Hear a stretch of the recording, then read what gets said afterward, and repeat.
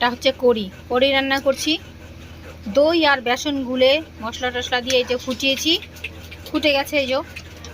এবার হচ্ছে দেবো এর মধ্যে পাকোড়া। এগুলো হচ্ছে একদম চ্যাপটা চ্যাপটা পাকোড়া, মানে পেঁয়াজি বানিয়েছিলাম, পেঁয়াজির পরে যে বেসনটা ছিল সেটা দিয়ে পাকোড়া বানিয়েছি। তো এই যে দিয়ে দিচ্ছি হচ্ছে পাকোড়া।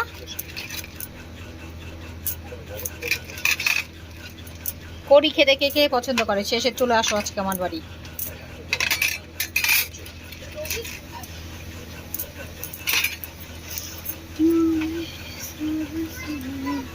বাস, বেশি পাকোড়া না, অল্পই পাকোড়া আছে, দিয়ে দিলাম। এটা একটু ফুটে উঠুক, তারপরে হচ্ছে এই যে পেঁয়াজি বানিয়েছিলাম সেই কড়াইতের মধ্যে এই যে পেঁয়াজ কেটে রেখেছি, ফোড়ন দিয়ে দেবো। ফোড়ন এটা আর একটু ফুটে উঠলে তারপরে দেবো ফোড়ন।